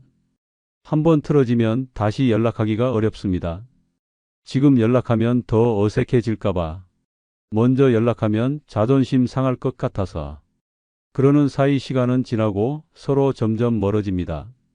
젊을 땐 술 한 잔에 풀 수 있었던 감정이 지금은 자존심과 자책감 속에서 굳어져 버립니다. 그러다 보니 다툼 하나가 친구 하나를 완전히 잃게 만드는 결과가 됩니다. 다섯 번째 이유는 싸우고 난 후의 후유증이 삶의 활력을 갉아먹기 때문입니다. 친구와의 다툼은 단순히 한 사람을 잃는 문제가 아닙니다. 그 친구와 나누던 대화, 함께 가던 장소, 매달 한 번씩 있던 모임, 그 모든 루틴이 무너지면서 일상이 텅 비어버립니다. 집에만 있게 되고 사람을 피하게 되고 웃음이 줄어들고 결국 우울감이 커집니다. 또 하나 더 무서운 점은 노년에는 이별이 다툼으로 끝나지 않는다는 사실입니다. 언젠간 풀겠지라고 생각하지만 시간이 너무 흐르면 그 기회조차 사라집니다. 병에 걸려 연락이 닿지 않게 되거나 세상을 떠났다는 소식을 듣고 나서야 그때 먼저 사과할 걸 하며 가슴을 치게 됩니다. 그러나 이미 돌이킬 수 없습니다. 이처럼 친구와의 싸움은 단순한 감정 소모가 아니라 깊은 후회와 죄책감을 남깁니다. 그렇다고 해서 모든 싸움을 피할 수는 없습니다. 오래된 친구일수록 서로에 대한 기대도 높고 말도 막 하게 됩니다. 하지만 그 말 한마디가 노년의 가슴을 칼처럼 파고들 수 있다는 걸 이제는 알아야 합니다. 그래봤자 친구니까가 아니라 그래서 더 아프다는 걸 잊지 말아야 합니다.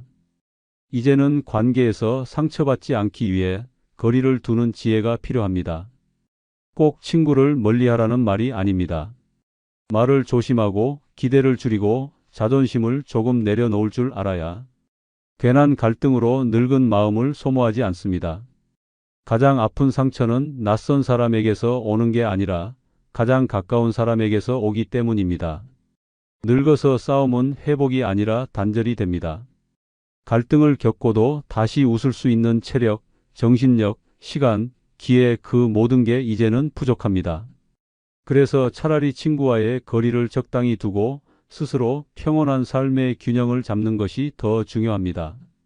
내 마음을 지키는 것이 가장 중요한 나이. 이제는 불필요한 감정 소모를 줄이고 갈등보다 고요한 일상을 선택할 줄 아는 용기가 필요합니다.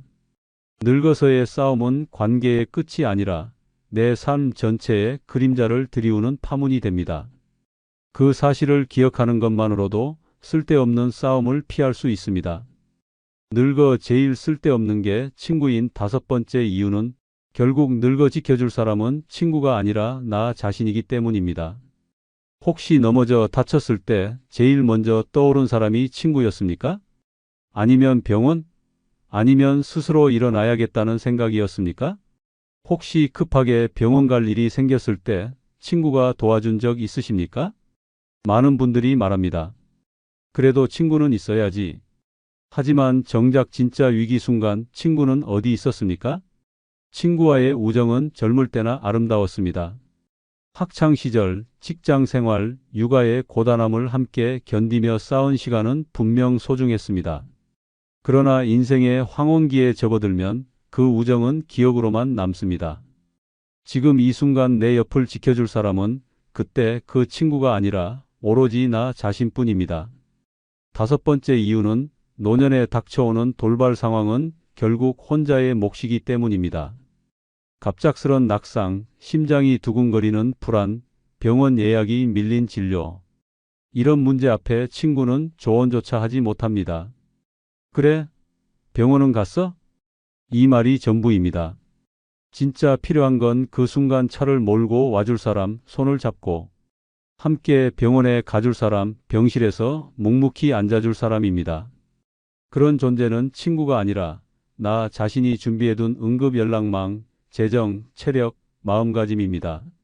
내가 힘들 때 친구가 있잖아라는 생각은 사실 현실과는 다릅니다. 정작 친구는 자신도 힘듭니다. 본인 병원도 다녀야 하고 자식 문제도 있고 체력도 예전 같지 않습니다.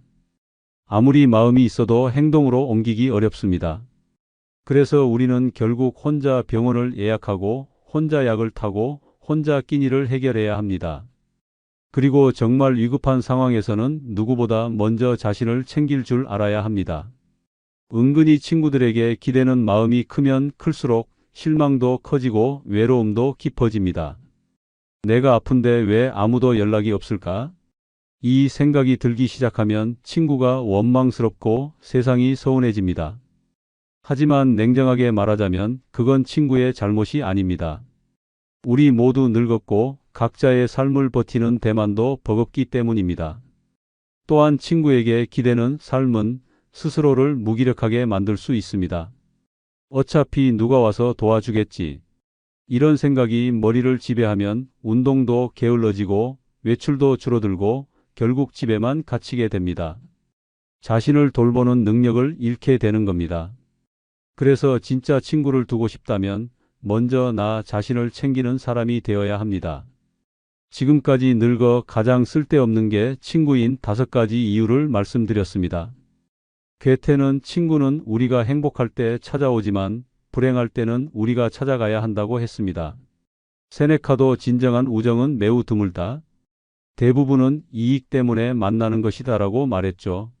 오스카 와일드 역시 친구를 사귀는 것보다 적을 만드는 것이 더 쉽다고 했습니다. 이 지혜로운 사람들도 결국 인간관계의 허상을 깨달았습니다. 나이가 들수록 친구는 짐일 뿐이라는 것을 말입니다. 더 이상 의무감에 얽매이지 마십시오. 나만의 고요한 시간이 진정한 자유입니다. 이제 당당하게 나 자신을 위한 삶을 살아가시기 바랍니다. 오늘 영상이 공감되셨다면 구독과 좋아요 부탁드리며 다음 영상에서 만나겠습니다. 당신이 평생 쌓아온 인맥 지금도 유효하다고 믿으십니까? 노년이 되면 인맥은 대부분 쓸모가 없습니다. 아니, 정확히 말하면 당신이 더 이상 쓸모 없어진 순간부터 그 인맥도 함께 사라집니다. 나이 든 당신은 더 이상 직장도 없고 돈도 줄어들고 타인의 부탁도 못 들어줍니다. 그래서 인맥은 조용히 당신 곁을 떠납니다. 그렇게 수십 년 쌓은 관계는 단 며칠 만에 허물어집니다. 이 사실을 빨리 깨달은 사람만이 진짜 평안한 노년을 맞이할 수 있습니다. 지금부터 시작됩니다. 이 영상 절대 중간에 멈추지 마십시오. 구독, 좋아요, 알림 설정 꾹 눌러주시기 바랍니다. 늙어 제일 쓸모없는 게 인맥인 첫 번째 이유는 겉으론 반가워도 마음으론 계산하기 때문입니다. 나이 들면 사람을 대하는 기술은 익숙해지지만 그 속에 담긴 속셈도 더 정확히 읽히게 됩니다. 웃으며 오랜만이에요 라고 말해도 속으론 이 사람한테서 얻을 게 있나? 계산기를 두드리는 사람이 대부분입니다. 인간관계는 더 이상 마음의 교류가 아니라 눈치와 탐색이 얽힌 조용한 거래로 변합니다. 젊을 땐 경쟁했고 중년에 비교했으며 노년에는 생존과 자존심을 걸고 서로를 판단합니다. 그래서 그토록 반가운 얼굴들 사이에서도 돌아서면 공허하고 허무한 이유는 우리가 사람을 만난 것이 아니라 이익의 그림자를 마주했기 때문입니다. 당신이 잘 나가면 다가오고 어려워지면 뒷걸음질 치는 사람들, 그들은 인맥이 아닙니다. 그건 관심으로 포장된 탐욕이며 정으로 위장된 유리 칼날입니다. 어설프게 기대면 찔리고 진심을 내보이면 상처만 남습니다. 부산 동래구에 사는 73세 윤진태 씨는 퇴직 후 고향 친구들과 자주 어울렸습니다. 겉으론 웃으며 형님 반가워요 라고 말하던 친구들. 그러나 윤 씨가 퇴직금 일부로 작은 음식점을 차린 뒤부터는 달라졌습니다. 연락은 더 자주 오고 식사는 꼭 윤 씨 가게에서 하자고 했죠. 초반엔 고마웠지만 시간이 지날수록 술값은 늘 윤 씨 몫이었고 종업원들 앞에서 형님이 돈 좀 버셨잖아요 라며 웃음 섞인 말로 떠넘기기 일쑤였습니다. 한 달에 한두 번 모임이 열렸지만 전부 윤 씨 가게에서 열렸고 계산은 모두 암묵적으로 윤 씨의 몫이 되었습니다. 그러던 어느 날 윤 씨가 건강 문제로 가게를 접고 연락을 줄이자 단톡방은 조용해졌습니다. 안부 전화도 끊겼고 한 명은 형님이 가게 없애니까 연락도 뜸하시네요? 라며 은근한 비아냥을 던지기까지 했습니다. 윤 씨는 말합니다. 그게 인맥이더라고요. 내 가게가 아닌 내가 보고 싶었던 사람은 아무도 없었다는 거.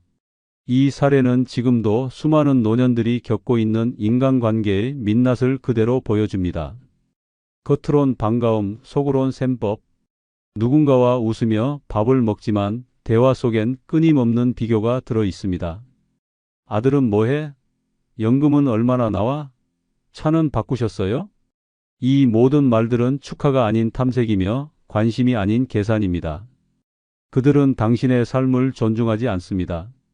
당신이 가진 것을 기준으로 당신을 평가하고 그 가치가 낮다고 판단되면 곧 거리를 둡니다. 문제는 이런 관계 속에서 우리가 여전히 예의와 체면이라는 이름으로 자신을 희생하고 있다는 점입니다. 마음은 불편한데도 그래도 사람은 만나야지. 나라도 안 끊으면 안 되잖아 라며 스스로를 또다시 내모는 겁니다. 하지만 이제는 멈춰야 할 때입니다. 반갑다는 말 뒤에 숨겨진 진짜 속뜻을 알고도 그 자리에 나간다면 상처받을 사람은 결국 자신뿐입니다.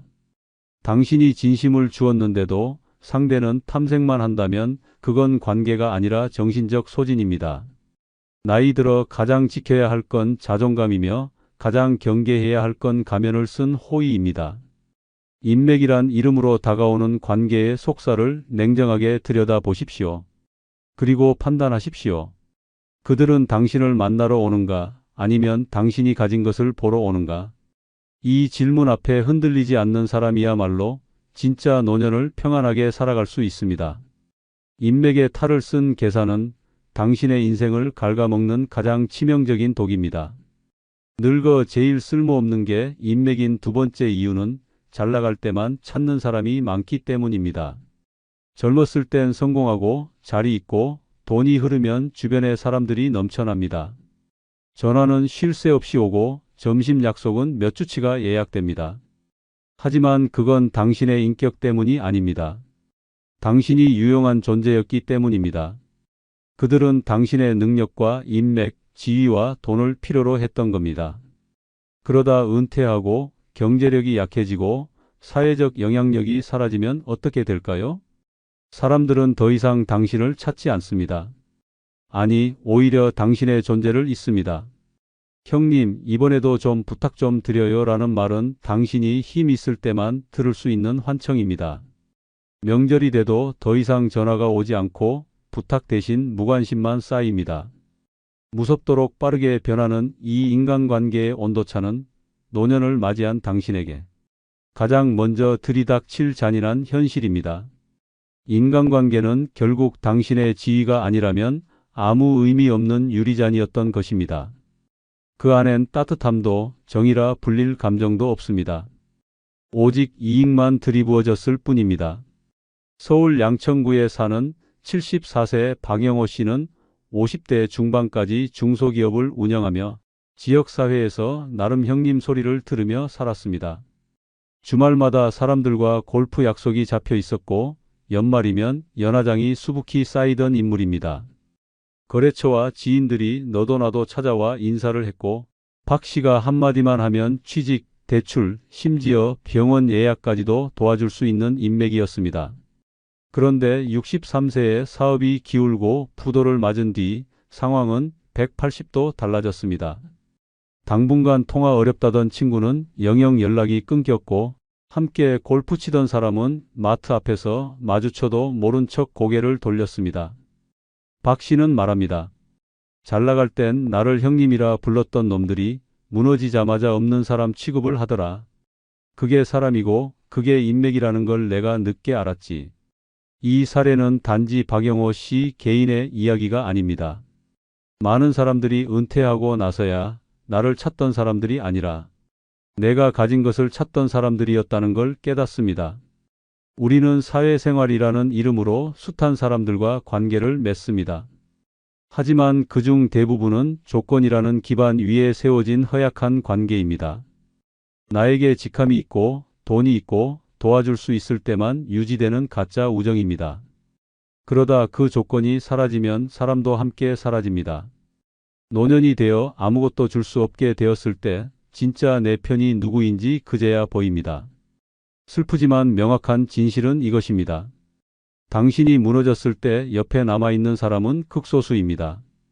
그 많던 친구들, 후배들, 동료들은 당신이 가진 자원이 사라지는 순간 빠르게 등을 돌립니다.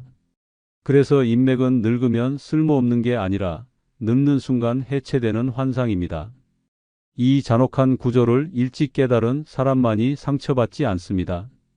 지금이라도 당신 인생의 무게 중심을 인맥 관리가 아니라 내면 관리로 옮겨야 할 때입니다. 끝까지 믿고 붙잡아야 할 건 사람이 아니라 스스로를 존중하는 자존감입니다. 그렇지 않으면 평생 속고 늙어서는 더 크게 무너집니다. 늙어 제일 쓸모없는 게 인맥인 세 번째 이유는 노년의 만남은 체력부터 부담되기 때문입니다. 만나자고 약속은 잡았지만 약속 당일 아침부터 다리는 뻐근하고 속은 더부룩하고 잠도 설쳐 몸이 천근만근입니다. 그런데 그걸 억지로 참고 나가야 하는 이유가 예의라는 이름일 뿐이라면 그 만남은 이미 당신을 위한 관계가 아닙니다. 노년기엔 하루에 한 번 외출도 체력 소모가 크고 낯선 장소에서 낯선 음식 먹고 웃으며 대화 나누는 일도 큰 에너지 소모입니다. 문제는 이걸 그래도 사람은 만나야 산다는 강박에 시달리며 계속 이어간다는 데 있습니다. 하지만 진실은 이렇습니다.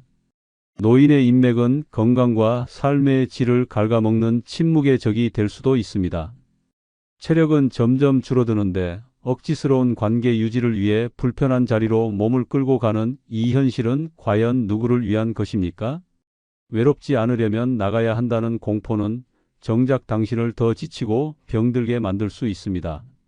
대전 유성구에 사는 76세 김정복 씨는 70대 초반까지만 해도 매주 3개 이상의 모임에 참석하던 소위 사교왕이었습니다. 건강에 대한 자신감도 있었고 사람은 사람 속에 살아야 한다는 생각이 확고했죠. 그런데 73세 무렵부터 무릎 관절이 나빠지고 소화 기능도 급격히 떨어지기 시작하면서 식사 자리 후 탈이 나고 밤에 앓는 날이 늘어났습니다. 병원에선 외부 활동을 줄이라고 권했지만 김 씨는 나가야 살아라는 고정관념을 버리지 못했습니다. 결국 어느 날 점심 모임 후 귀가하던 길에 탈수 증세로 길에서 쓰러졌고 응급실에 실려간 뒤 3일간 입원하게 됐습니다. 그제야 김 씨는 말했습니다. 사람 만나는 게 나를 살리는 줄 알았는데 이제는 내 몸부터 죽이고 있었더라고. 이 사례는 오늘도 수많은 노인들이 겪고 있는 현실입니다. 나가야 산다고 생각하지만 정작 나가서 쓰러지는 이들이 점점 늘어나고 있습니다. 노년의 만남은 젊을 때처럼 가볍고 즐거운 일이 아닙니다.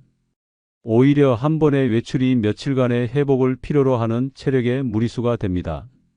그러다 보니 점점 더 만남이 두려워지고 피곤해지고 결국 스스로를 몰아붙이게 됩니다. 중요한 건 이것입니다. 이렇게 힘든 만남이라면 정말 가치가 있는 사람들과의 약속이어야 하지 않겠습니까? 당신의 체력과 에너지를 소모시킬 만남이라면 그건 인맥이 아니라 부담입니다. 그저 형식적인 모임, 나도 모르게 소외되는 자리, 배려 없는 대화와 무리한 술자리까지 감내하면서 이어가는 관계는 노년에 아무런 보탬이 되지 않습니다. 오히려 병을 부르고 외로움보다 깊은 피로감을 남깁니다. 그러니 지금 스스로에게 솔직히 물어보십시오. 나는 이 만남이 반가워서 나가는가? 아니면 의무감 때문에 나가는가? 이 질문에 의무감 때문이라고 답한 순간 그 인맥은 이미 당신 삶에 필요 없는 것입니다. 진짜 가치 있는 만남은 체력보다 마음이 먼저 움직이는 관계에서만 나옵니다. 이제는 선택해야 할 때입니다. 내 몸이 먼저냐, 관계 유지가 먼저냐. 그리고 그 선택은 당신의 노후 건강과 존엄을 좌우하게 될 것입니다. 늙어 제일 쓸모없는 게 인맥인 네 번째 이유는 아프면 연락 끊는 사람이 대부분이기 때문입니다. 당신이 건강하고 능력 있을 땐 주변에 사람이 넘쳐납니다. 명절이면 안부 전화가 쏟아지고 퇴직 소문이 나면 식사 한번 하자며 사람들이 줄을 섭니다. 하지만 진짜 무서운 건 그 다음입니다. 어느 날 갑자기 병원에 실려가고 몸을 제대로 가누지 못하게 되면 그렇게 줄을 섰던 사람들이 모두 조용히 사라진다는 사실입니다. 그들은 아프고 약해진 당신과 마주할 준비가 돼 있지 않습니다. 당신이 건강할 때는 관계고 아프면 부담입니다. 결국 인맥이란 건강한 나에게만 유효한 일방적 관계였다는 충격적인 진실을 우리는 뒤늦게 깨닫게 됩니다. 경기도 수원에 사는 77세 이정근 씨는 30년 넘게 공무원으로 일하다 서기관으로 명예롭게 퇴직한 인물입니다. 동기, 후배, 지역 인사들까지 수십 명이 퇴임식에 몰려와 그의 공로를 축하했고 이후에도 술자리와 모임이 끊이지 않았습니다. 그래도 내가 사람 하나는 참 잘 만났지라고 생각하던 어느 날 이 씨는 뇌경색으로 쓰러져 병원에 입원하게 됩니다. 처음엔 연락이 빗발쳤지만 입원 기간이 길어지고 재활치료가 이어지자 서서히 연락이 끊기기 시작했습니다. 퇴원 후엔 다시 복귀도 어려웠고 움직임도 불편해 모임 자리에 나가지 못하자 한때 그를 형님이라 부르던 사람들은 더 이상 연락하지 않았습니다. 단톡방에서도 그의 글엔 반응이 없었고 결국 조용히 나왔습니다. 병원 침대에 누워 혼자 컵라면을 먹으며 그는 중얼거렸습니다. 퇴직 전엔 명절이면 선물이 쌓였고 전화가 끊이질 않았지. 그런데 지금은 아무도 안 온다. 아픈 순간 인맥은 그냥 안개더라고. 이 사례는 당신이 병상에 누웠을 때 누가 진짜 내 편인지 분명하게 보여주는 잔인한 현실입니다. 한때는 잘 나가고 인정받고 사람들 사이에서 중심이었던 이도 병원에 한 달만 누워 있으면 불편한 존재로 전락합니다. 누군가에겐 부담이 되고 또 누군가에겐 꺼내고 싶지 않은 현실이 됩니다. 그렇게 관계는 조용히 단절되고 당신은 더 이상 사람을 부를 수 없는 위치에 놓이게 됩니다.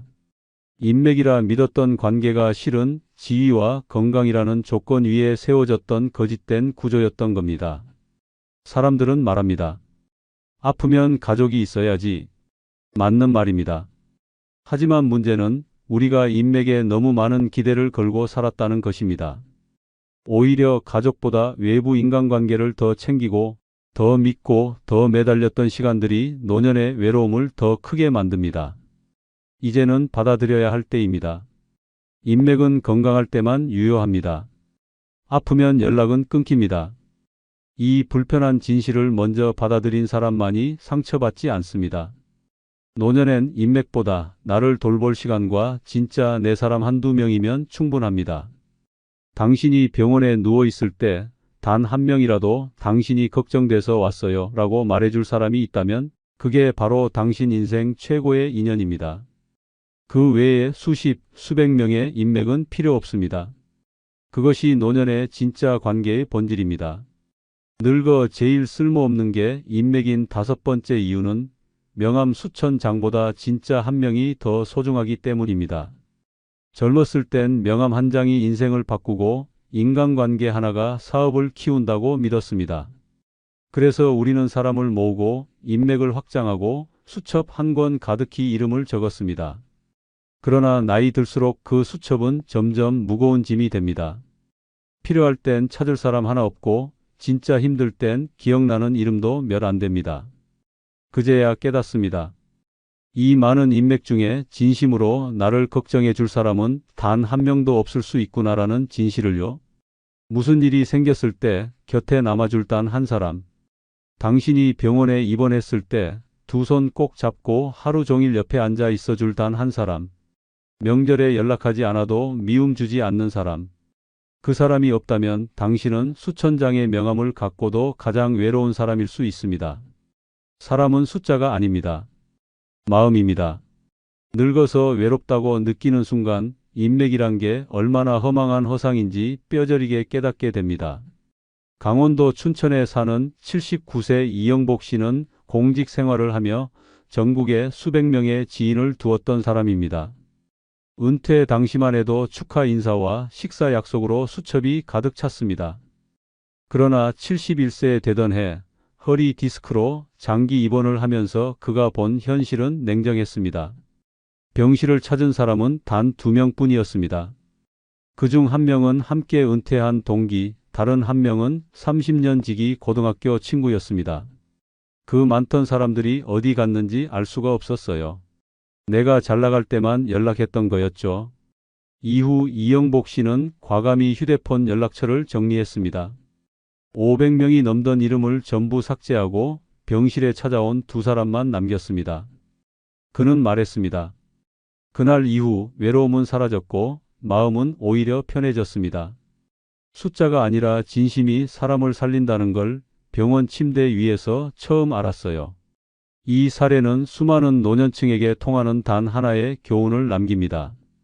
인맥이 많다고 외롭지 않은 게 아니라 진짜 한 명만 있어도 외롭지 않다는 사실입니다. 명함 1000장보다 더 중요한 건 병실 의자 하나를 지켜줄 사람입니다. 회식 자리를 함께했던 사람들은 이제 당신의 연락에 답하지 않고 회장님 소리치던 그 모임 사람들은 당신의 약해진 몸 앞에 눈길조차 주지 않습니다. 이게 현실입니다. 더 무서운 건 우리 대부분이 이 진실을 너무 늦게 깨닫는다는 점입니다. 몸이 아프고 일이 끊기고 경제력이 떨어지고 나서야 관계의 본 모습이 드러납니다. 그래서 늙어서 외로움에 몸부림치는 사람이 늘어나는 겁니다. 평생 사람을 쫓았지만 마음을 나눌 사람 하나 없다는 아이러니. 그 외로움은 사회가 아니라 인맥이라는 허상에 기대 살던 우리 스스로가 만든 결과입니다. 이제라도 늦지 않았습니다. 연락처를 한번 들여다보십시오.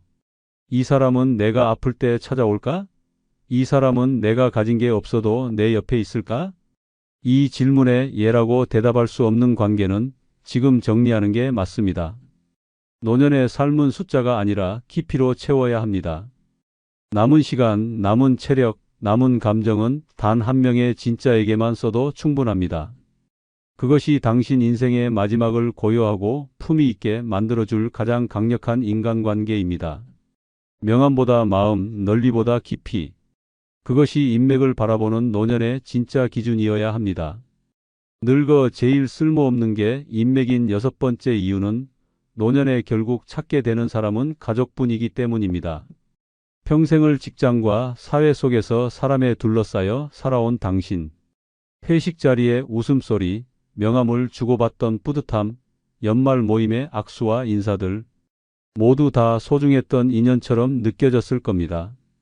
하지만 시간이 흐르고 당신이 약해지고 병들고 기력이 빠져갈 때 그 많던 사람들은 어디 있습니까? 전화 한 통 없다면 그건 당신이 아니라 당신의 능력과 위치를 만났던 것입니다. 그 시점이 오면 알게 됩니다. 사람은 결국 관계가 아니라 핏줄을 찾게 된다는 사실을요. 인맥은 병원에 가지 않습니다. 인맥은 장례식장에 일찍 오지도 않습니다. 인맥은 생명줄을 잡아주지 않습니다. 오직 가족, 그 중에서도 평소 조용했던 아들, 며느리, 손주 그들이야말로 마지막에 당신 곁에 남는 사람입니다.